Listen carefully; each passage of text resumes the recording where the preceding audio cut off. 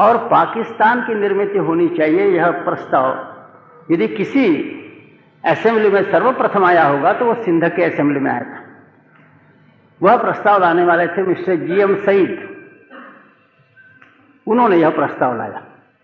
आज ये जीएम सईद विद्यमान है, लगभग 88-89 उनकी उम्र है। सिंध में सन नाम का जो गांव है वहां रहते हैं, बीच में हिंदुस्तान में भी आए थे। वो कहते हैं कि मैंने बहुत बड़ी गलती की है, पाकिस्तान का समर्थन किया। यह खुदा का शुक्र है कि अपनी गलती महसूस करने के लिए खुदा ने मुझे लंबी जिंदगी दी है। जिस समय ढाका ने इस्लामाबाद के खिलाफ युद्ध की घोषणा की, तब तो मैं बिल्कुल कन्विंस्ड हो गया कि रिलीजन के आधार पर कोई राष्ट्र निर्माण नहीं हो सकता।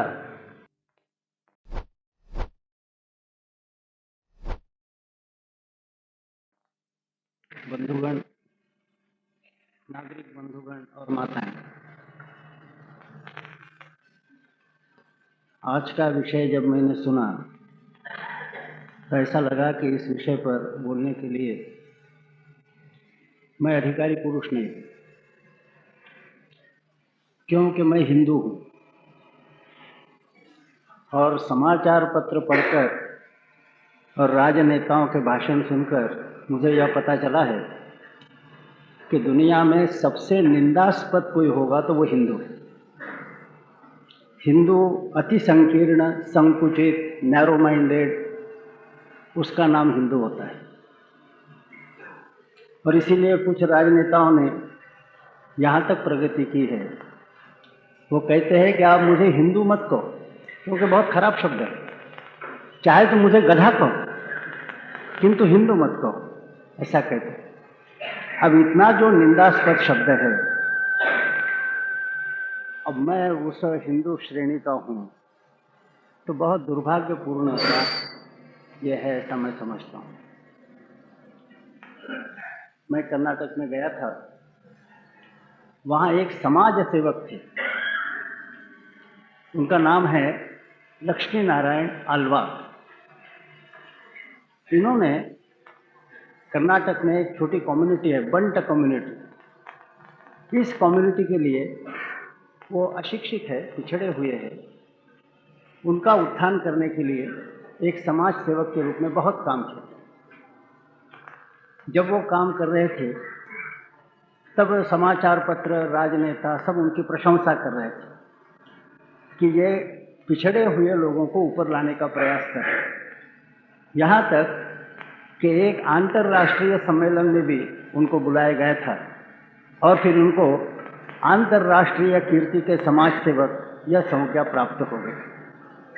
तब तक वो एक छोटे कम्युनिटी का उद्धार करने का प्रयास कर रहे थे, जिस कम्युनिटी का नाम था बंट। बाद में उनको लगा कि एक एक कम्युनिटी का उद्धार करना यह तो ठीक है, किंतु हिंदू समाज को भी ऊपर लाने की आवश्यकता है। तो उन्होंने विश्व हिंदू परिषद ज्वाइन किया, वहाँ पदाधिकारी बने। जैसे वो विश्व हिंदू परिषद के पदाधिकारी बने तो सब राजनेताओं ने कहना शुरू किया कि ये नैरो माइंडेड हो गए हैं, संकुचित है आदि सब। माने एक छोटे कम्युनिटी के उद्धार का प्रयास करने वाले आदमी को अंतर्राष्ट्रीय मानवतावादी कहा जाता है। हिंदू समाज के उद्धार का कोई प्रयास करता है तो उसको नैरो माइंडेड, संकुचित, संकीर्ण कहा जाता है। ऐसे दुर्भाग्यपूर्ण हिंदू समाज का मैं एक सदस्य हूँ। इसके कारण यह जो एक बड़ा विशाल उदार एंटी कम्युनलिज्म का विषय, उस पर बोलने का मेरा कहाँ तक अधिकार है, इसके विषय में मेरे मन में कुछ संदेह है। लोग पूछते भी हैं। परम पूजनीय डॉक्टर हेडगेवार जी ने कहा, और उनका वाक्य बड़ा प्रचलित हुआ, हाँ मैं कहता हूँ कि यह हिंदू राष्ट्र है।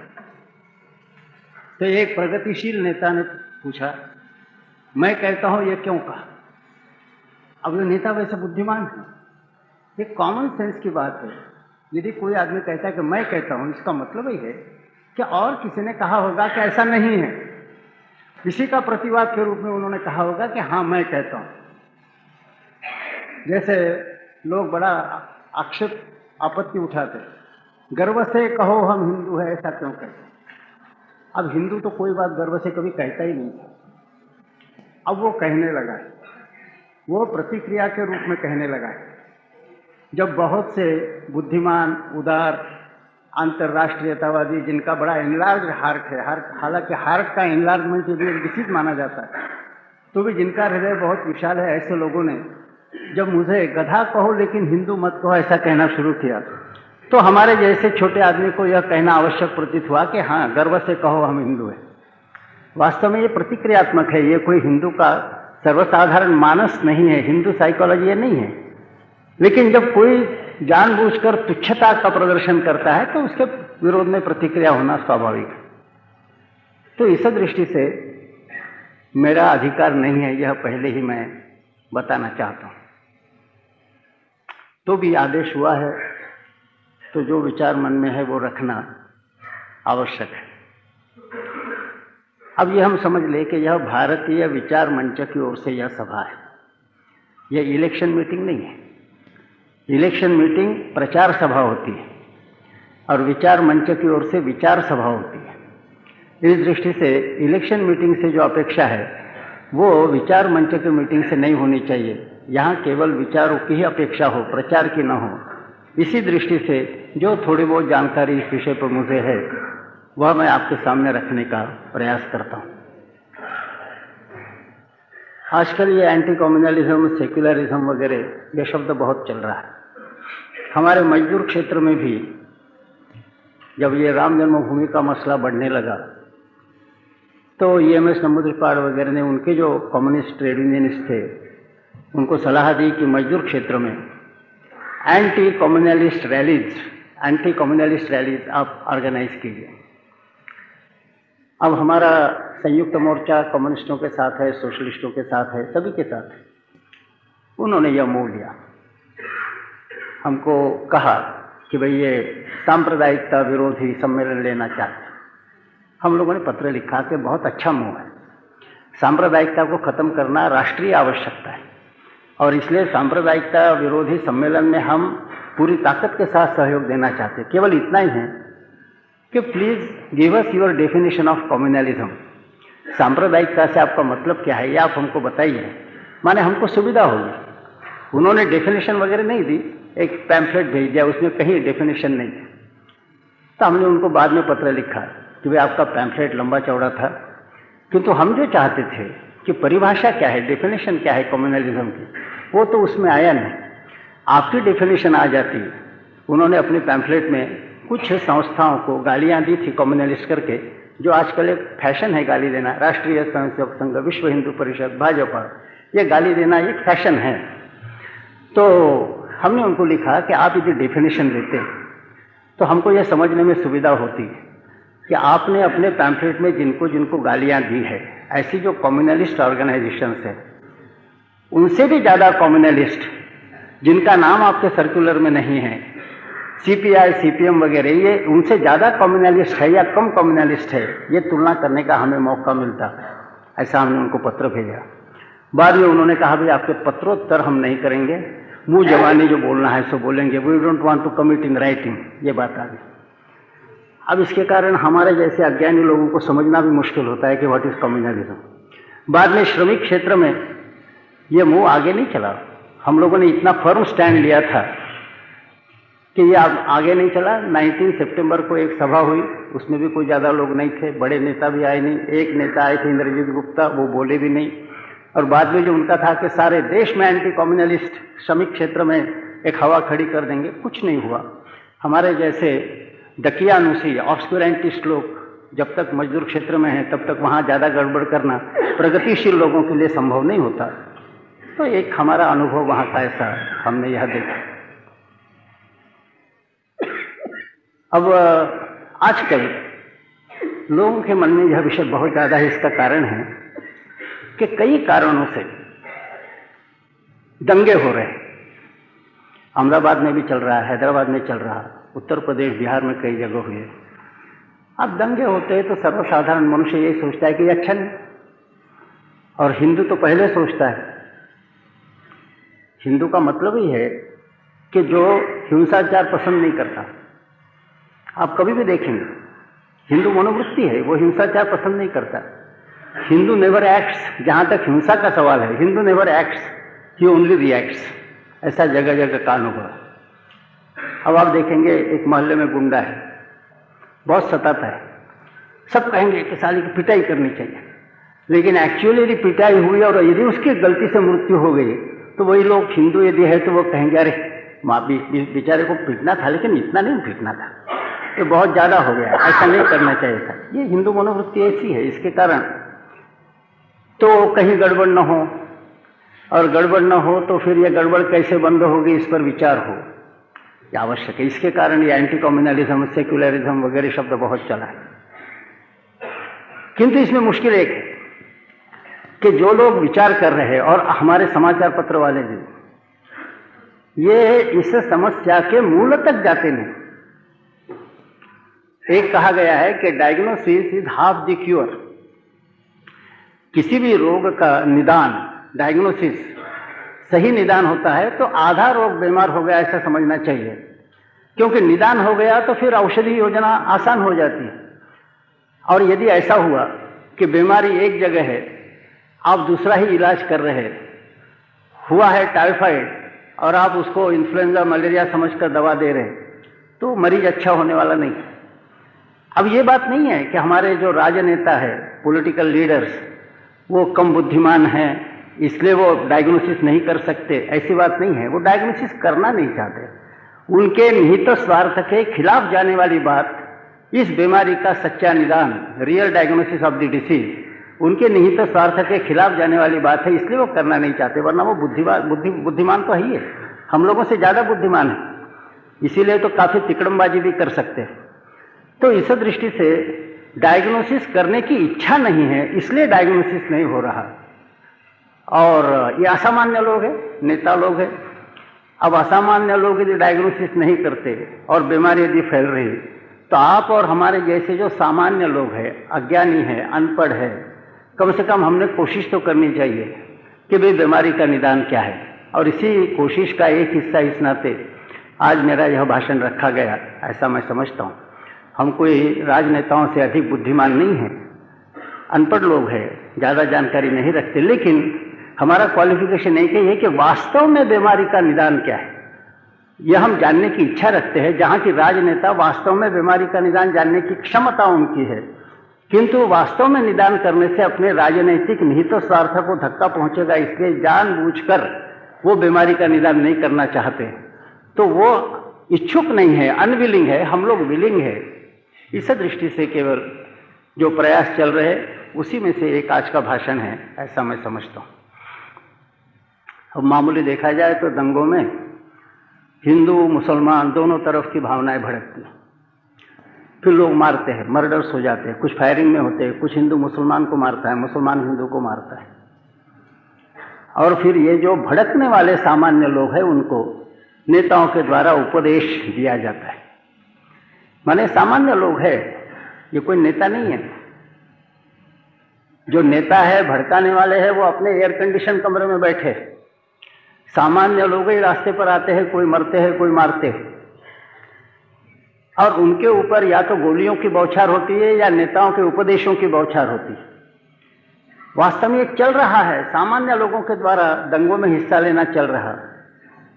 लेकिन जेनेसिस यदि देखेंगे तो ऐसा पता चलेगा कि सामान्य लोग इन दंगों के लिए जिम्मेवार नहीं। वो भड़कते हैं, ये ठीक है, मुसलमान भी भड़कता है, हिंदू भी भड़कता है, लेकिन दोष किसका है? भड़कने वाले का दोष है क्या? वो तो सामान्य लोग हैं।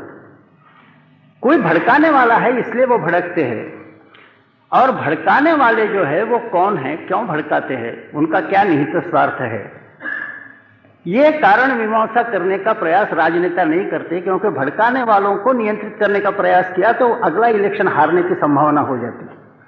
माने वास्तव में जो बीमारी की जड़ है, वो जड़ कहाँ है, भड़काने वाले कौन हैं, जिनके भड़काने के कारण सामान्य हिंदू और सामान्य मुसलमान एक दूसरे को मारने के लिए तैयार होता है, ये लोग कौन हैं और इनको किस तरह नियंत्रित किया जा सकता है, यह वास्तव में सोचने का विषय होना चाहिए। लेकिन अगले चुनाव की तरफ जो देखते हैं वो सोचते हैं कि भड़काने वाले लोगों को यदि हम नियंत्रित करते हैं तो अगले चुनाव में ब्लॉक वोट नहीं मिलेगा, फिर चुनकर नहीं आएंगे, फिर सरकार कैसे बनाएंगे। तो इसलिए जो मूल बीमारी का है वहां हाथ लगाने की इच्छा नहीं है, और फिर सामान्य जन उनको उपदेश दिया जाता है कि आप भाई भाई है, ऐसा है वैसा है, मानवतावाद है, इंटरनेशनलिज्म है, विश्व बंधुत्व है। अरे वो तो अनजान लोग हैं, उनको बोलने से उपयोग नहीं। जहां बीमारी की जड़ है वहां अफवाह क्यों नहीं लगाते? भड़कने वाले और भड़काने वाले, इसमें अंतर क्या है समझना चाहिए। आपको पता है कि मुस्लिम लीग और जिना के कारण पाकिस्तान का वातावरण निर्माण हुआ और उसमें सामान्य मुसलमान बह गए। वास्तव में सामान्य मुसलमान और सामान्य हिंदू जहां कहीं भी रहता है, आपस में कोई भेद नहीं। जब तक कोई मंथरा और शकुनी मामा नहीं आते तब तक हिंदू और मुसलमानों के मन में कोई भेद निर्माण नहीं होता। लेकिन ये शकुनी मामा और मंथरा ऐसे स्ट्रैटेजिक पॉलिटिकल पोजीशन पर बैठे हैं, तो सामान्य हिंदू और सामान्य मुसलमान में पार्टीशन के पहले कोई आपस में भेद नहीं था। गांवों में हिंदू मुसलमान रहते थे, शहरों में हिंदू मुसलमान रहते थे, झुग्गी झोपड़े में हिंदू मुसलमान रहते थे। केवल सह अस्तित्व नहीं था, तो एक दूसरे के अस्तित्व में हिस्सा भी लेते थे। हिंदुओं के उत्सवों में भी मुसलमान शामिल होते थे, तो मुसलमानों के उत्सवों में भी हिंदू सहायता करते। सब ठीक ढंग से चल रहा था। लेकिन हिंदू मुसलमान एकता रहेगी तो हमारे नेतागिरी का क्या होगा, यह भी एक सवाल आता है। तो फिर लोगों को भड़काया गया और पाकिस्तान का वायुमंडल निर्माण हुआ और पाकिस्तान की निर्मित होनी चाहिए, यह प्रस्ताव यदि किसी असेंबली में सर्वप्रथम आया होगा तो वो सिंध के असेंबली में आया था। वह प्रस्ताव लाने वाले थे मिस्टर GM सईद, उन्होंने यह प्रस्ताव लाया। आज ये GM सईद विद्यमान है, लगभग 88-89 उनकी उम्र है। सिंध में सन नाम का जो गांव है वहां रहते हैं, बीच में हिंदुस्तान में भी आए थे। वो कहते हैं कि मैंने बहुत बड़ी गलती की है, पाकिस्तान का समर्थन किया। यह खुदा का शुक्र है कि अपनी गलती महसूस करने के लिए खुदा ने मुझे लंबी जिंदगी दी है। जिस समय ढाका ने इस्लामाबाद के खिलाफ युद्ध की घोषणा की, तब तो मैं बिल्कुल कन्विंस्ड हो गया कि रिलीजन के आधार पर कोई राष्ट्र निर्माण नहीं हो सकता। और आज तो पाकिस्तान में भी बलूचिस्तान अलग जाना चाहते हैं और पख्तूनिस्तान अलग स्टेट बनाना चाहते हैं, सिंध वाले अलग स्टेट बनाना चाहते हैं। तो रिलीजन के आधार पर और राष्ट्र निर्माण नहीं हो सकता, यह अब मैं कन्विंस्ड हूं। किंतु उन्होंने कहा कि उस समय बैरिस्टर जिन्ना और मुस्लिम लीग ने ऐसी कुछ हवा चलाई थी प्रचार की, हम लोग उसमें बह गए, उसके कारण हमने बहुत बड़ी गलती की है। अब हम समझ रहे हैं कि हिंदुस्तान के साथ कॉन्फेडरेशन करना यही अच्छा मार्ग है। तो GM सईद के जैसे एक बड़े नेता भी जब प्रचार की हवा चलती है तो फिर उसमें बह जाते हैं और पाकिस्तान का समर्थन करते हैं। आज जब शांत चित्त से विचार कर रहे हैं तो उनको पता चला कि ये गलती थी। ठीक है, जब वो भड़काने वाले चले जाते हैं, वायुमंडल शांत होता है, फिर धीरे धीरे जो एक स्टॉर्म आता है, वो उसका धुआं जब नीचे गिर जाता है तो फिर लोग आंखों से देख सकते हैं सच्चाई क्या है। उसी तरह से सत्य तो आखिर लोगों के ख्याल में आता है, लेकिन आने में देर लगती है। तब तक जो गलत ढंग से भड़काने वाले लोग हैं उनका ही काम चलता है, यह स्पष्ट है। अब एक दूसरे के खिलाफ हो जाते हैं। इसका कारण ही है कि जब एक दूसरे की पहचान भूल गए हैं, हम एक ही परिवार के हैं, एक ही राष्ट्र के हैं, यह पहचान यदि हम भूल गए हैं तो फिर एक दूसरे के खिलाफ लड़ने के लिए केवल हिंदू मुसलमान की क्या आवश्यकता है। यहां तो स्पृश्य और अस्पृश्यों का झगड़ा भी बिहार में होता है, ब्राह्मण और ठाकुर का झगड़ा भी होता है, जाट और यादव का झगड़ा भी होता है। जहां भड़काने वाले तैयार है वहां झगड़ा करने वाले तैयार हो जाते हैं, वो सामान्य लोग। हम एक है, यह जागृति, यह एक राष्ट्र है, यह जागृति यदि न रही और एक राष्ट्र है, यह जागृति लोगों में रही तो राजनेताओं का उनको भूखों से मृत्यु स्वीकार करना पड़ेगा। उनकी गद्दी उनके हाथ में नहीं आएगी। इसलिए जगह जगह विभेद खड़ा करने का प्रयास चल रहा है। केवल हिंदू और मुसलमानों में विभेद नहीं है, तो बैकवर्ड फॉरवर्ड में भी विरोध है। एक कास्ट और दूसरी कास्ट में विरोध खड़ी करना, इसी के ऊपर प्राइम मिनिस्टर बनना और चीफ मिनिस्टर बनना आजकल अवलंबित होता है। तो देश जहन्नम में जाए, राष्ट्र चूल्हे में जाए, मैं कैसे प्राइम मिनिस्टर और चीफ मिनिस्टर बन सकता हूं? यही प्रगतिशील विचार जब तक डोमिनेंट है तब तक एक दूसरे की एक राष्ट्रीयत्व की पहचान भूलना बिल्कुल स्वाभाविक है। और यदि हम एक राष्ट्रीयत्व की पहचान भूल जाते हैं तो फिर एक दूसरे के खिलाफ लड़ेंगे, इसमें आश्चर्य क्या है? परिचय न होने से एक ही खून खानदान के लोग एक दूसरे के खिलाफ लड़ सकते हैं। वास्तव में हिंदुस्तान के मुसलमान कोई अरबस्तान से आए हुए नहीं, वो हमारे ही है, यही के है। ये बाबर के भी वंशज नहीं है, श्री राम के ही वंशज है, किंतु भड़काया जाता है, परिचय अपना भूल जाए, उनको वो भूल जाए, इसकी कोशिश की जाती है। अब आश्चर्य की बात है कि इंडोनेशिया जैसे 95% मुस्लिम कंट्री, 95%, हम लोग वहां गए तो हमको आश्चर्य हुआ कि वो रामायण का नाटक भी करते हैं, महाभारत की भी कथाएं वो बताते हैं। वहां का विद्यार्थी सुबह नमाज पढ़ने के लिए मस्जिद में जाता है, लेकिन परीक्षा के हॉल में जाता है तो गणेश जी का वंदन करके जाता है। और एक्सटर्नल अफेयर्स मिनिस्टर इंडोनेशिया का, उसको एक इंटरनेशनल कॉन्फ्रेंस में पाकिस्तान के एक्सटर्नल अफेयर्स मिनिस्टर ने पूछा कि ये कैसा है कि आप मुसलमान होते हुए राम कृष्ण रामायण महाभारत वगैरह का स्मरण कर रहे हैं? तो उन्होंने कहा, sir, we have changed our religion but not our forefathers. हमने हमारा रिलीजन बदल दिया है, लेकिन अपने पूर्वजों को नहीं बदला, बाप दादाओं को नहीं बदला। यदि इंडोनेशिया का एक्सटर्नल अफेयर्स मिनिस्टर ये कह सकता है तो हिंदुस्तान का मुसलमान क्यों नहीं कह सकता, अपने खून खानदान के?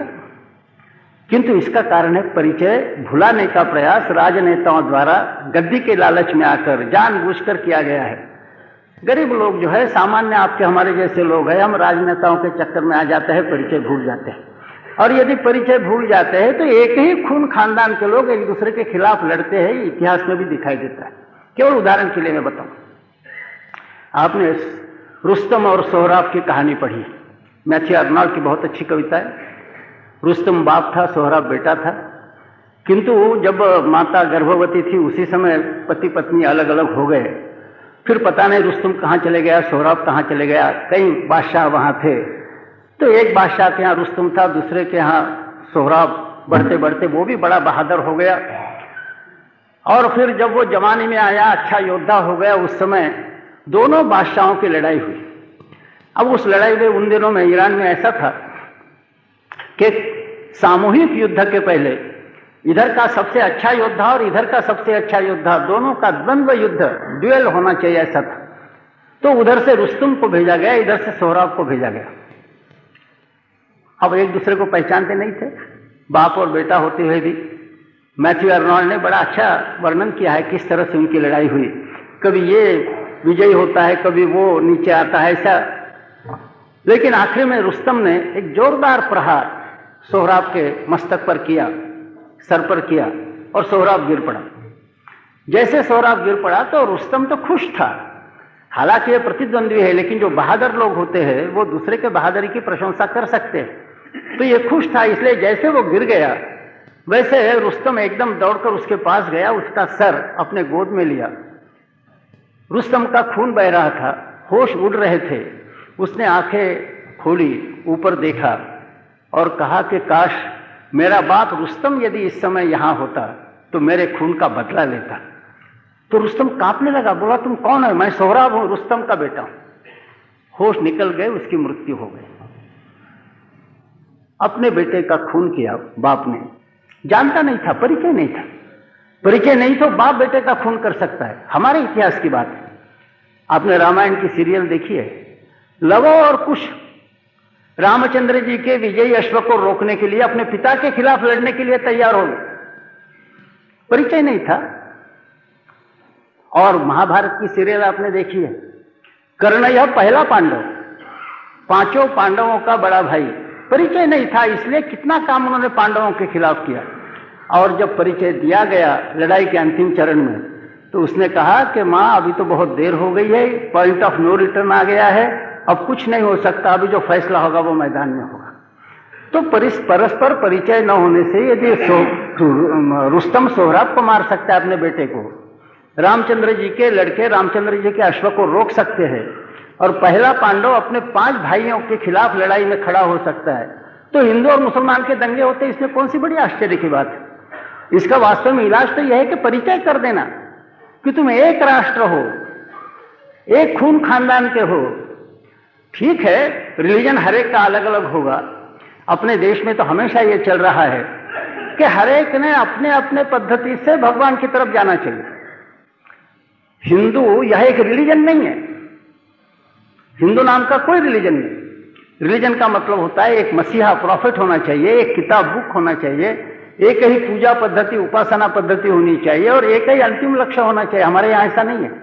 कोई शैव है, कोई वैष्णव है, कोई शाक्त है, कोई आस्तिक है, कोई नास्तिक है, सभी हिंदू है।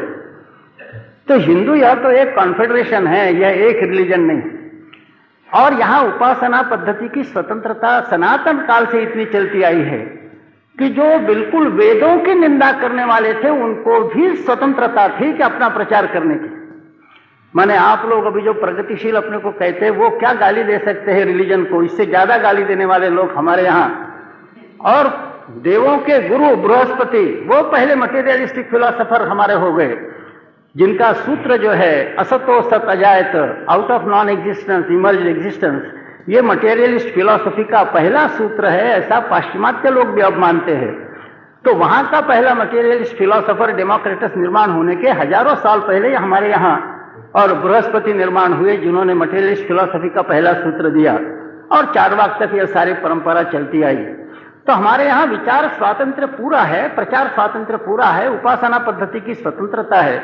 और यहाँ तक है कि हमारे यहाँ माना गया है कि एक ही भगवान को, एक ही अंतिम तत्व को विध नाम से एकम सद्विप्रा बहुधा वदंती कहा गया है। आप उसको अल्लाह कहिए, फादर इन हेवन कहिए, विष्णु कहिए, शंकर कहिए, आप ज्यादा मटेरियलिस्टिक है तो आप मैटर कहिए, लेकिन एक अंतिम तत्व है, उस अंतिम तत्व को अलग अलग नाम से पुकारा जाता है, ऐसा हमारे यहाँ सोचा गया है। और फिर हिंदू की विशेषता यह कि हिंदू यह सभी मानने वाले जो है, अलग अलग देवताओं को, अलग अलग पूजा पद्धतियों को, अलग अलग मतों को, वो सबको मानता है। अन्य लोगों के जैसा नहीं है कि आप हमारी पूजा पद्धति का स्वीकार करेंगे तब तो आप अच्छे हो, वरना आप काफिर हो, ऐसा नहीं है। इंग्लिश में 2 शब्द है, आइदर और, एज वेल एज। तो जहां आइदर ऑरिज्म आता है कि या तो आप हमारा मार्ग लेंगे तो अच्छे और हमारा मार्ग से अलग मार्ग लेंगे तो आप खराब है, ये आइदर ऑरिज्म है, वो नॉन हिंदू है। हिंदुओं का है एज वेल एजिज्म, कि ये भी है वो भी है। जैसे कोई यदि कहता है कि थ्रू मोहम्मद साहब ओनली, नॉन हिंदू है। किंतु कोई कहेगा कि थ्रू मोहम्मद साहब ऑल्सो, हिंदू है। कोई कहेगा through Christ alone, non Hindu है। किंतु वही कहेगा कि थ्रू क्राइस्ट ऑल्सो, हिंदू है। इसीलिए हमारे यहां भगवान ने जब कहा ये कन्या देवता भक्ता यजंते श्रद्धयान्विता तेपि मामेव कौन्तेय यजंते विधि पूर्वकम, जो अन्य देवताओं की जो भक्ति करते हैं वो भी मेरी ही भक्ति करते हैं। इतना ही है कि उनका रिचुअल कर्मकांड अलग होगा लेकिन भक्ति मेरी ही कर रहे हैं। इस तरह से जो अलग अलग देवताओं के नाम है उनकी उन्होंने कल्पना की थी और उन्होंने एंटिसिपेट किया था कि यहाँ अल्लाह भी आने वाले हैं, यहोवा भी आने वाले हैं, फादर इन हेवन भी आने वाले हैं और मैटर नाम का जो नया देवता है वो भी आने वाला है। इन सब को एंटिसिपेट करते हुए उन्होंने कहा कि ये कन्या देवता भक्ता यजंते श्रद्धयान्विता तेपि मामेव कौन्ते यजंते विधि पूर्वक। तो यहाँ रिलीजन के कारण झगड़ा होने की आवश्यकता ही नहीं है और एक ही खून खानदान के होने के कारण समाज के नाते, राष्ट्र के नाते हम एक है। यह जो सच्ची पहचान है, यह सच्ची पहचान भुला देने का प्रयास जो पॉलिटिकल लीडर्स ने किया है उसके कारण गड़बड़ हुई है। यह बात हम लोगों ने समझनी चाहिए। अब सच्ची पहचान के नाते आपको आश्चर्य होगा, सनातन काल से यह हिंदू राष्ट्र ही है, सनातन काल से। और कुछ लोग ऐसा जो कहते हैं कि अभी हिंदू राष्ट्र की आप स्थापना करने वाले, हम कहते हैं हम स्थापना करने वाले नहीं। अरे वो है ही है, एक सनातन सत्य है, इसकी नई स्थापना करनी नहीं है। और आप भूल गए होंगे लेकिन हम जानते हैं कि इतिहास ने इसको हिंदू राष्ट्र ही कहा है। यहां तक मैं प्रगतिशील कम्युनिस्टों को यह बताना चाहता हूं कि 1857 के जो डिस्पैचेस कार्ल मार्क्स के न्यूयॉर्क के अखबारों में गए थे, उन्होंने हिंदू शब्द का दोनों अर्थों में प्रयोग किया, Hindu as a religion, Hindu as a nation. तो इनके जो प्रपितामह हैं, हिंदुस्तान के प्रगतिशील लोगों के प्रपितामह कार्ल मार्क्स, इन्होंने भी हिंदू शब्द का नेशन यह एक कॉनोटेशन, राष्ट्र यह कॉनोटेशन स्वीकार किया था। और यहां तक कि मुसलमान समाज में ब्रिटिश राज्य के अंतर्गत और कुछ जागृति लाने का सर्वप्रथम प्रयास करने वाले सर सैयद अहमद, उन्होंने भी हिंदू राष्ट्र इसी शब्द का प्रयोग किया है। आगे चलकर उन्होंने कुछ नीतियां अलग अपनी बदली होगी, लेकिन उन्होंने जो प्रयोग किया है वह यही किया कि हम एक है, यह राष्ट्र है, यह हिंदू राष्ट्र है। यह बात सर सैयद अहमद ने भी मानी है। शायद इलेक्शन के लिए खड़ा होने वाला कॉरपोरेशन का कैंडिडेट इसको नहीं मानेगा, क्योंकि इसके कारण वो सीट हार जाएगा, लेकिन कार्ल मार्क्स और सैयद अहमद ने इस बात को स्वीकार किया था कि यह हिंदू राष्ट्र है। तो नई बात नहीं है। फिर यह पहचान भुलाने का प्रयास हो रहा है और फिर अलग अलग शब्दों का प्रयोग होता है, कम्युनलिज्म, सेक्युलरिज्म, नेशनलिज्म। भाई इसकी परिभाषा तो दीजिए। आपको ज्यादा वोट प्राप्त हो यानी सेक्युलरिज्म, और आप हार गए तो कम्युनलिज्म, ऐसा इसका अर्थ है या इसके कोई डेफिनेट ऐसे कुछ अर्थ है? ऐसा है। यह जो सेक्युलरिज्म शब्द है, यह सेक्युलरिज्म शब्द कई अर्थों में प्रयोग में आया, किंतु और वो ओरिजिनली समझता है, या इतिहास भी आप देखेंगे संक्षेप में तो आपको पता चलेगा। नया इतिहास 1857 से शुरू होता है। लड़ाई हुई। लड़ाई में हिंदू मुस्लिम एक थे।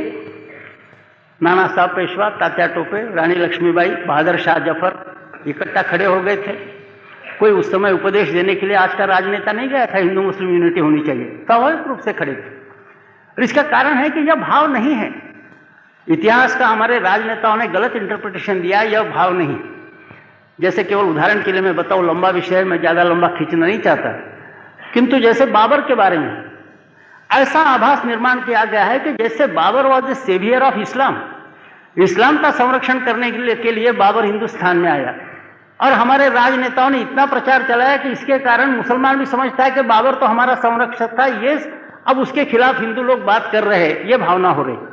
बाबर इस्लाम का संरक्षण करने के लिए नहीं आया था। इस्लाम उस समय यदि खतरे में होता, यहां हिंदुओं का शासन होता दिल्ली पर, और दिल्ली का हिंदू शासन एंटी मुस्लिम पॉलिसी लेकर चलता, तब तो बाबर का आना यानी इस्लाम को बचाने की बात हो जाती। उस समय दिल्ली में हिंदू का शासन नहीं था, मुसलमान का शासन था, इब्राहिम लोदी का शासन था। और बाबर की जो लड़ाई हुई है हिंदुस्तान में पदार्पण करने की, वो हिंदू राजा के साथ नहीं हुई, वो इब्राहिम लोदी के साथ हुई है। और वो जो झगड़ा था वह इस्लाम के लिए नहीं था, केवल एग्रेंडाइजमेंट, टेरिटोरियल एग्रेंडाइजमेंट, ज्यादा से ज्यादा प्रदेश अपने हाथ में रहे और वहां से लूट हम लेकर जाए। इसी लूट के नाते और एग्रेंडाइजमेंट के नाते यह था। इसी के कारण इब्राहिम लोदी के साथ भी झगड़ा हुआ। जैसे एग्रेंडाइजमेंट का झगड़ा था, राणा संघ के साथ भी झगड़ा हुआ, वैसे शेरशाह के साथ भी झगड़ा हुआ। और एक्चुअली वह Mughal conquerors versus Afghan rulers, यह उसका प्रमुख ये था। इस्लाम एक नहीं है, अलग अलग उनके ट्राइब्स है, अलग अलग नेशंस है, अफगान और तुर्क, अफगान और मुसलमान मोगल, इनके ये झगड़े थे। तो उसको सेवियर ऑफ इस्लाम कहना भी गलत है। वैसे इतिहास को गलत ढंग से पेश किया गया, यह बात ठीक है। लेकिन 1857 का उदाहरण देखेंगे तो हिंदू मुस्लिम एक खड़े हुए, लेकिन इस एकता का आधार क्या था? राष्ट्रीयता था। कौन सा राष्ट्र था? ये तो मैंने आपको कहा कि कार्ल मार्क्स ने भी अपने डिस्पैचेस में हिंदू शब्द का उपयोग जैसे रिलीजन के अर्थ में वैसे नेशन के अर्थ में किया। लेकिन मुसलमान के जो नेता थे वो भी क्या कहते थे? जैसे मैंने आपको कहा, सर सैयद अहमद ने भी राष्ट्र एक है और वो हिंदू इस शब्द को माना है। लेकिन 1857 में जो बहादुर शाह जफर खड़े हुए, उनके सामने कौन सी राष्ट्रीय एकता थी? 57 के अंतिम चरण में जब ऐसा दिखाई देने लगा कि अंग्रेज जीत रहे, अब ये हार गए, तो उनके एक साथी ने उनको कहा कि दमदमे में दम नहीं, अब खैर मांगो जान की, ऐ जाफिर ठंडी हुई शमशेर हिंदुस्तान की, अब तुम क्षमा याचना कर लो। तो उन्होंने कहा कि गाजियों में बू रहेगी जब तक ईमान की, तब तक लंदन तक चलेगी तेग हिंदुस्तान की। हमारे गाजियों में जब तक कुछ बू है तब तक लंदन तक हमारी तेग चलेगी। और हमारी यानी हिंदुस्तान की, पाकिस्तान की नहीं कहा और किसी स्थान की नहीं कहा, हिंदुस्तान का। ये जो कल्पना है प्रारंभ से स्पष्ट थी। ठीक है, अंग्रेजों ने बाद में हर एक साम्राज्यवादी सरकार और इस तरह की कोशिश करती रहती है कि एक तो डिवाइड एंड रूल, यह कोशिश होती है, और दूसरा जो जीता लोग है उनके अंदर इन्फीरियरिटी कॉम्प्लेक्स पैदा हो, यह भी कोशिश होती है। उस तरह से अंग्रेजों ने कोशिश की, जैसे बाबर ने भी कोशिश की, बाकी लोगों ने भी कोशिश की। अब हमारे प्रगतिशील लोग इसको नहीं समझते कि यह साम्राज्यवादी लोगों की प्लानिंग है।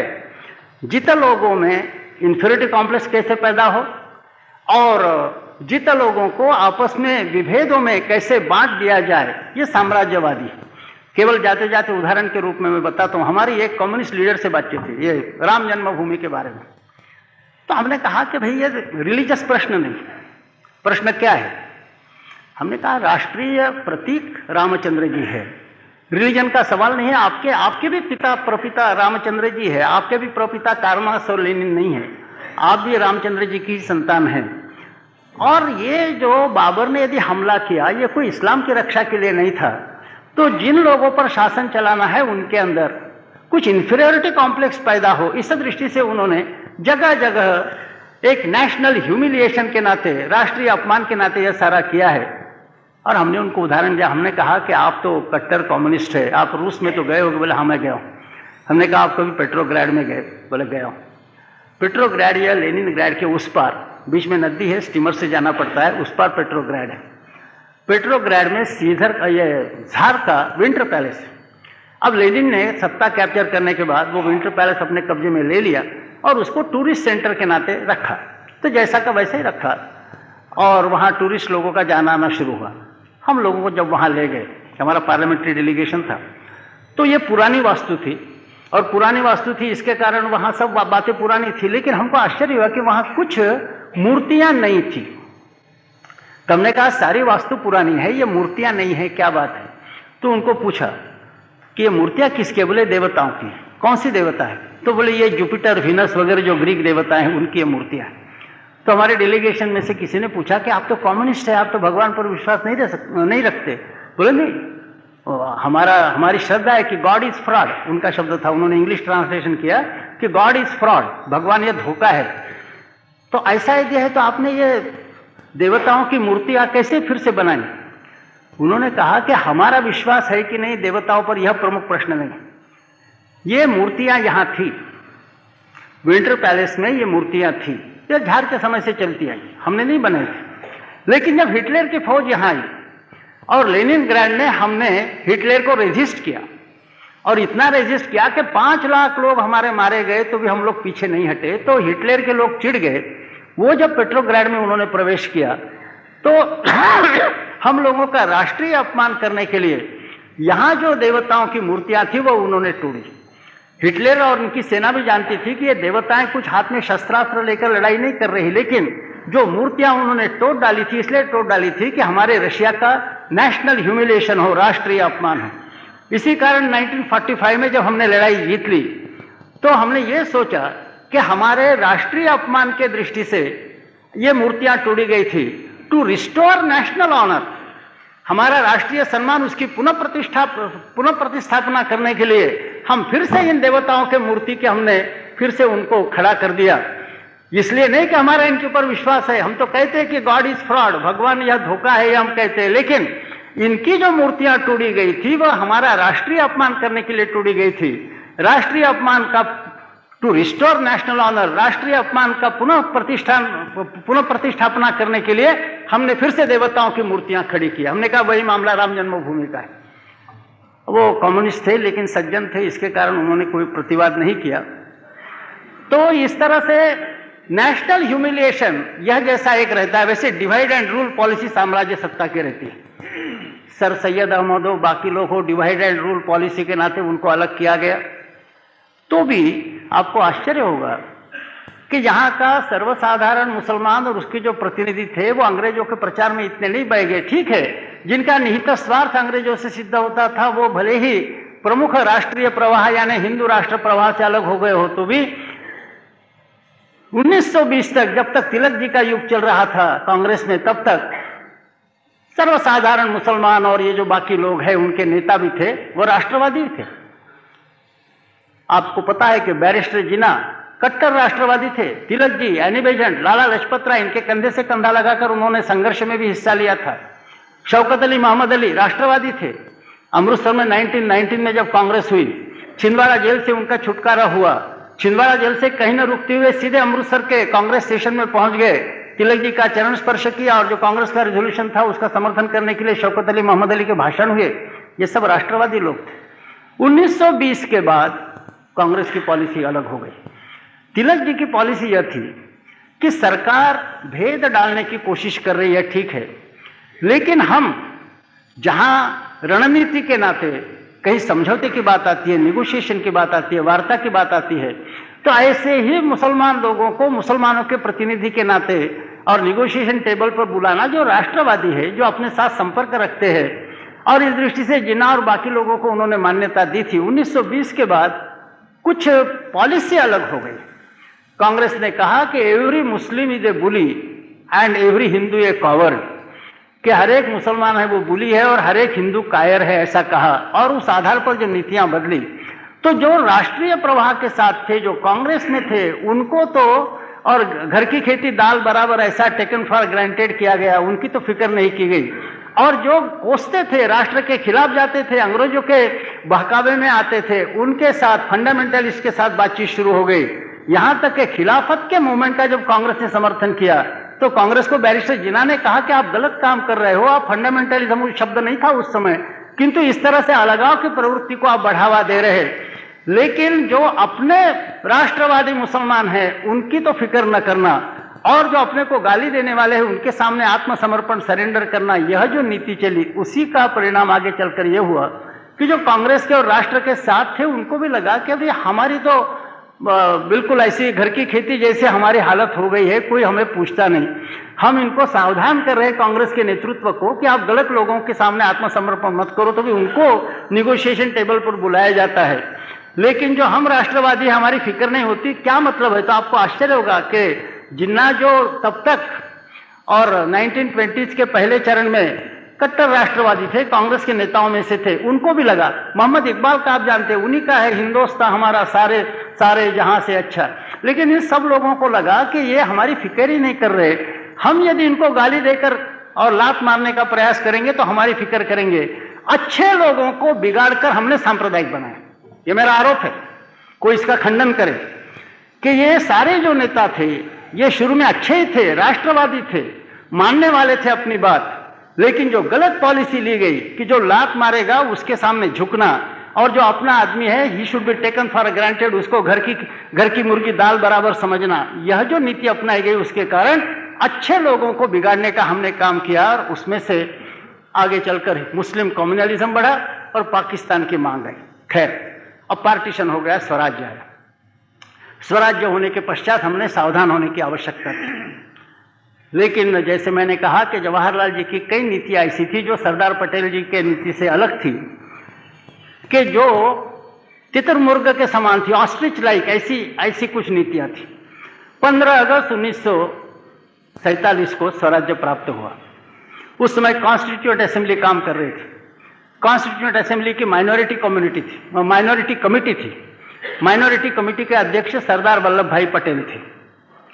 उनकी मीटिंग हुई 27 अगस्त को, माने स्वराज्य प्राप्ति के 12 दिन के बाद। उसमें मद्रास के 2 मुसलमान सदस्य कॉन्स्टिट्यूएंट असेंबली के, उन्होंने रिजोल्यूशन लाया और उस रिजोल्यूशन में कहा कि अब मुसलमानों को सेपरेट इलेक्टोरेट देना चाहिए। ये 27 अगस्त की बात है। दूसरे दिन 28 अगस्त को सरदार वल्लभ भाई पटेल का भाषण हुआ। उन्होंने कहा कि आप लोगों ने रिलीजन के आधार पर पाकिस्तान मांगा है, अब पाकिस्तान मिल गया है। अब जो बाकी हिंदुस्तान है, यहां हिंदू मुसलमान ये सवाल खड़ा करना ये गलत बात होगी, क्योंकि इसी सवाल पर तो आपने अलग अपनी भूमि मांग ली है, अलग राष्ट्र, अलग स्टेट मांग लिया, तो अब ये बात गलत होगी। और उनका यह वाक्य है कि यदि कोई ऐसी मांग करता है तो मैं उसको स्पष्ट बताना चाहता हूं कि you have no place here, you may go to Pakistan. अब यहां बचे हुए हिंदुस्तान में आपके लिए जगह नहीं है, आप पाकिस्तान को जा सकते हो। ये 28 अगस्त का कॉन्स्टिट्यूएंट असेंबली के माइनॉरिटी कम्युनिटी के अध्यक्ष के नाते किया हुआ सरदार वल्लभ भाई पटेल का भाषण है। यही सख्त भूमिका यदि अपनाई जाती और सरदार वल्लभ भाई पटेल की मृत्यु यदि न होती तो शायद आज जो सारा यह गड़बड़ मामला दिखता है यह न दिखता। अब देश का दुर्भाग्य था कि सरदार वल्लभ भाई पटेल के जैसे रियलिस्टिक, वास्तवतावादी जो मनुष्य है उसकी मृत्यु हो गई, और जवाहरलाल जी जो स्वप्नमय हमेशा रहे, रोमांटिक रहे हैं, हिंदी चीनी भाई भाई कहा, हिंदी चीनी भाई भाई कहा, और फिर चीन ने अपने ऊपर आक्रमण किया तो एकदम पैरालिसिस भी हो गया। ऐसे रोमांटिक व्यक्ति के हाथ में देश की बागडोर गई, जैसे 370 के बारे में भी हुआ है। 370 कलम आया तो आपको आश्चर्य होगा कि कॉन्स्टिट्यूशन का ड्राफ्टिंग जिस डॉक्टर बाबा साहब अम्बेडकर ने किया वो 370 के खिलाफ थे, और उनको मनवाने के लिए अब्दुल्ला को भेजा गया। उन्होंने कहा कि मैं ये कुछ बात मानने के लिए तैयार नहीं। आखिर वो जवाहरलाल जी ने अपना पर्सनल दबाव लाकर ये सारी बातें की। माने उनका कितना रोमांटिक एंड अनरियलिस्टिक अप्रोच था, आपको आश्चर्य होगा। डॉक्टर बाबा साहब अम्बेडकर बताते थे कि शुरू में ही, और ये सवाल आया था कि जो नदियां हैं, सिंधु और बाकी जो नदियां हैं, इनके पानी का बंटवारा कैसा हो।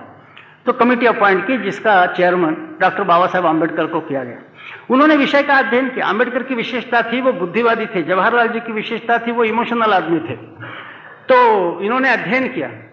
कमेटी में जवाहरलाल जी भी बैठे थे। उन्होंने इसमें बताया कि आज सोर्सेस जो है रिवर्स के वो हमारे पास है, और हम अभी से यदि सख्ती का व्यवहार करते हैं तो पाकिस्तान को नदी के पानियों के लिए और हमारे पास आना पड़ेगा। यदि हम आज ढील देते हैं तो फिर वो पाकिस्तान हमारा मानेगा नहीं, हमारा नुकसान होगा।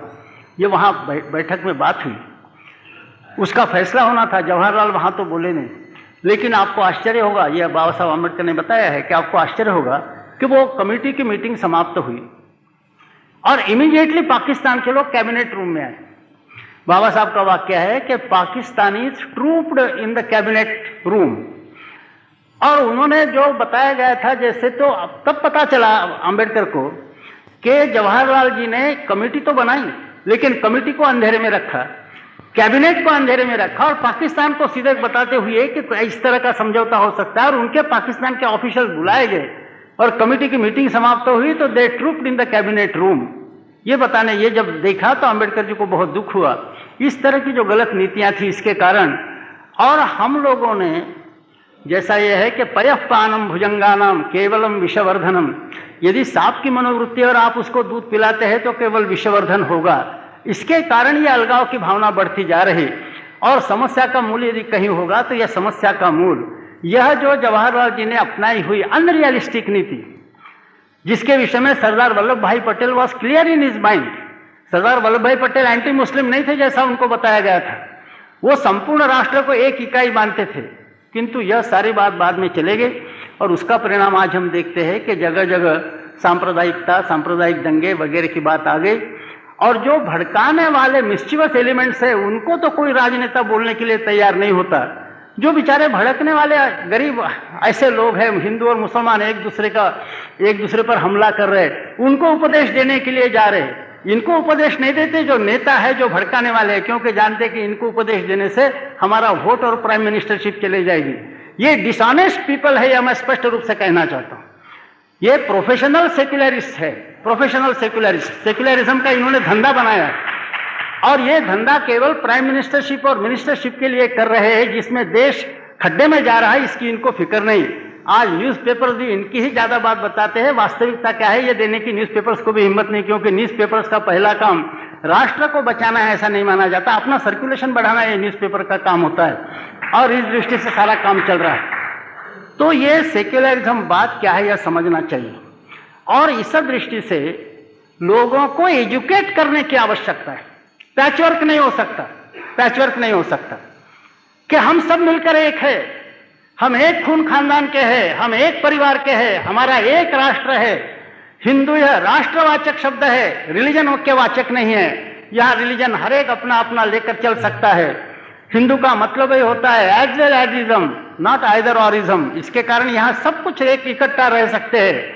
यह लोगों को एजुकेट करने की आवश्यकता है, और मैं आपको बताना चाहता हूं कि सर्वसाधारण मुसलमान इस बात को समझ सकता है, किंतु राजनेता इस बात को बिल्कुल नहीं समझेगा। इसका कारण है, एक कहावत हमारे इधर है कि जो सोया हुआ है उसको तो जगाया जा सकता है क्योंकि वो सोया है, लेकिन जो सोने का नाटक करता है उसको जगाना संभव नहीं क्योंकि वो सोया हुआ नहीं है।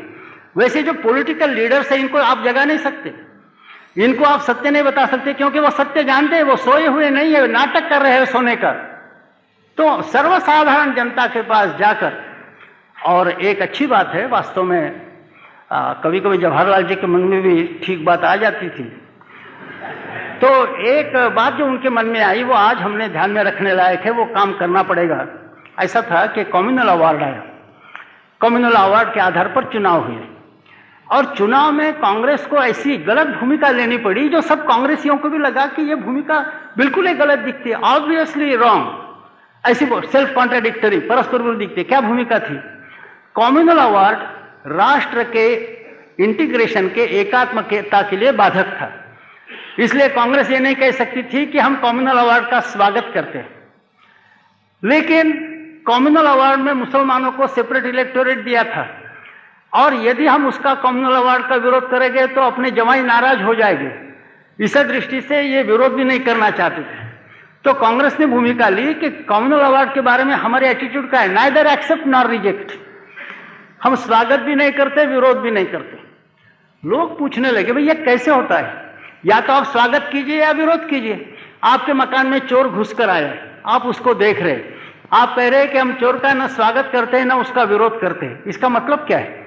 तो ये भूमिका गलत है, ये सबको लगने लगा था, जवाहरलाल जी को लगा था। तो उस समय जवाहरलाल जी के मन में यह विचार आया कि भाई ये क्यों हो रहा है। तो इसका कारण यह है कि हम सर्वसाधारण मुसलमान के पास नहीं पहुंच रहे। सर्वसाधारण मुसलमान का मानस क्या है उसको हम नहीं देख रहे। मुसलमान के नाम पर और आज जो नेतागिरी कर रहे हैं उनके साथ हम नेगोशिएशन कर रहे हैं। तो jumping over the heads of this leaders, so called leaders, यदि हम कांग्रेस के लोग सीधे मुसलमानों के पास पहुंचते जो सामान्य मुसलमान है, तो हम उसको अपनी तरफ कन्विंस कर सकते हैं, ये जो गलत नेतृत्व है उससे हम उसको अलग कर सकते हैं, विचार है। और इसलिए उन्होंने उस समय एक वॉचवर्ड दिया था, मुस्लिम मास कॉन्टैक्ट, जो हमारे उम्र के उनको पता होगा, ये शब्द बहुत चला था, मुस्लिम मास कॉन्टैक्ट, 1937 में शब्द दिया था। अब कांग्रेस ने उसका ठीक ढंग से उपयोग नहीं किया, मुस्लिम मास कॉन्टैक्ट के नाम पर कोई मुसलमानों के पास नहीं गया, केवल स्टेटमेंट अखबारों में दे दिए, जैसे राजनेता हमेशा करते हैं। धरती के साथ संपर्क नहीं, हवा में छलांगे लगा रहे, तो स्टेटमेंट और भाषण बहुत हुआ। इतने में दूसरा महायुद्ध शुरू हुआ, वो प्रोग्राम बाकी रहा। आज की भी हालत क्या है? हमारे भारतीय मजदूर संघ में काफी मुसलमान हैं, काफी ईसाई भी है। और हम जब बैठे उनके साथ तो उन्होंने कहा कि भाई आप जो कह रहे हैं कि ये मुस्लिम नेता है सैयद शहाबुद्दीन, किसने उसको मुस्लिम नेता बनाया? तो हमको पहले आश्चर्य हुआ। उन्होंने ये कहा कि हम ये शर्तियां बात बोल रहे हैं कि सैयद शहाबुद्दीन का नेतृत्व मुसलमानों से उभर कर ऊपर आया नहीं। बोले नेतृत्व कैसा ऊपर आया? कि जैसे आप डीबी ठेंगड़ी है, भारतीय मजदूर संघ के है, आपने प्रेस करेस्पॉन्डेंट्स को पटा लिया है, यह कला है, उसके लिए शक्ति की आवश्यकता नहीं, संगठन की आवश्यकता नहीं, योग्यता की आवश्यकता नहीं। न्यूज़पेपर के करेस्पॉन्डेंट्स के पटाते हुए और फ्रंट पेज पर अपनी फोटो हर अल्टरनेट डे पर कैसे निकालना, एक अलग तंत्र है, उसका शक्ति और योग्यता से कोई संबंध नहीं। तो बोले आपने भी ऐसे ही न्यूज़पेपर करेस्पॉन्डेंट्स को पटा लिया है, और एक दिन आपने स्टेटमेंट इश्यू किया कि हिंदुस्तान के 5 करोड़ मजदूरों की ओर से मैं सरकार को चेतावनी देता हूं कि फलानी चीज नहीं हुई तो हम हिंदुस्तान को अंगार लगा देंगे। फ्रंट पेज पर आपका फोटो आ सकता है और फिर आपका स्टेटमेंट आ सकता है, और दूसरे दिन यदि सरकार आपको बुलाती है नेगोशिएशन के लिए, तो चारों ओर देश में फैला हुआ जो गरीब अनपढ़ ऐसा मजदूर है जिसको पता नहीं, वो तो समझेगा कि ठेंगड़ी हमारे 5 करोड़ के नेता हो गए तभी तो सरकार ने बुलाया। माने न्यूज़पेपर्स ने पब्लिसिटी दे दी, सरकार ने मान्यता दे दी। बोले आपको तो 5 मजदूर सलाम नहीं करते, ऐसा मान लीजिए कि आपको 5 मजदूर नहीं सलाम करते, लेकिन न्यूज़पेपर्स ने पब्लिसिटी दे दी, सरकार ने बुला लिया, सरकार ने मान्यता दी, राजनेताओं ने मान्यता दी, आप मजदूर नेता बन गए, हिंदुस्तान के मजदूरों के मसीहा बन गए। वैसे बोले शहाबुद्दीन का हुआ है, मुसलमानों ने उसको नेता नहीं बनाया, उसका मुसलमानों के धरती के साथ संपर्क भी नहीं, उसने कुछ एक्सट्रीमिस्ट स्टेटमेंट दे दिया, हिंदू राजनेताओं ने उसको मान्यता दे दी, अखबारों ने पब्लिसिटी दे दी। मुसलमान सोचते हो गए भैया हमारे नेता है तभी तो लोग मान्यता दे रहे हैं। तो यह सैयद शहाबुद्दीन का नेतृत्व हिंदू राजनेताओं ने खड़ा किया हुआ है, हमने खड़ा किया नहीं, और आप जरा इसकी जांच पड़ताल कर लीजिए। तो यह सारा जो गड़बड़ का मामला है, यह सेक्युलरिज्म के लिए सबसे बड़ा खतरा यदि कुछ होगा, यह खतरा हिंदू पॉलिटिकल लीडर्स का है, सामान्य मुसलमान का नहीं। जैसे मैंने कहा कि जब लोगों को भड़काने वाले होते हैं तो सामान्य लोग भड़क जाते हैं। यदि रुस्तम अपने लड़के का खून कर सकता है और रामचंद्र जी के पुत्र उनका विरोध कर सकते हैं और कर्ण अपने 5 भाइयों को मारने की कोशिश कर सकता है, तो हिंदू मुसलमान के दंगे होते हैं, इसमें कौन सी बड़ी बात है? ये तो स्वाभाविक है। ये भड़काने वाले कौन है? और भड़काने के पीछे हिंदू राजनेताओं का राष्ट्रीयता विहीन, ध्येय विहीन, नितांत स्वार्थ से युक्त इस तरह का जो अप्रोच है कि मैं कुछ न कुछ बनूं, मैं मिनिस्टर बनूं, मैं चीफ मिनिस्टर बनूं, मैं प्राइम मिनिस्टर बनूं, ये जो राष्ट्र के साथ गद्दारी करते हुए व्यक्तिगत प्रतिष्ठा के पीछे लगे हुए हिंदू राजनेता है, ये सबकी जड़ में है। इनके कारण वास्तव में सेक्युलरिज्म खतरे में है। आप इनको ठीक कर दीजिए, 24 घंटे के अंदर सारे मुसलमान ठीक हो सकते हैं।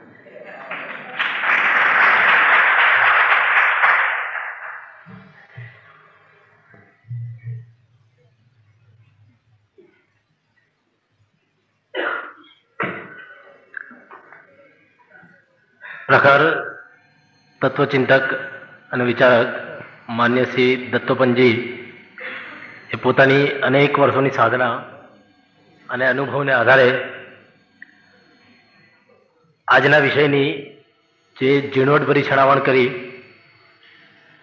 અને આપણને વિચારોનું જે ભાથું આપ્યું છે એ ભાથાના આપણે યોગ્ય વાહક બનીએ અને સમાજના અનેક લોકોને એમાં સહભાગી બનાવીએ એવી ભારતીય વિચાર મંચ તરફથી હું અપેક્ષા રાખું છું। આજના કાર્યક્રમનો આભાર દર્શન કરવા માટે હું વિજયભાઈ પટેલને વિનંતી કરું છું। આપ સૌ આ કાર્યક્રમમાં આવ્યા, દત્તોપંતજીને સાંભળ્યા તે બદલ આપનો તેમજ માનની દત્તોપંતજીએ તેમના અનેક વ્યસ્ત રોકાણોમાંથી અહીં અમારા આમંત્રણને સ્વીકારીને આપણને માર્ગદર્શન આપ્યું તે બદલ તેમનો તેમજ અનેક મિત્રો, વડીલો તે બધાએ આ કાર્યક્રમને યશસ્વી બનાવવા માટે જે સહકાર આપ્યો તે બદલ તેમનો ખૂબ ખૂબ આભાર અને છેલ્લે આ હોલના સંચાલકોનો પણ આભાર।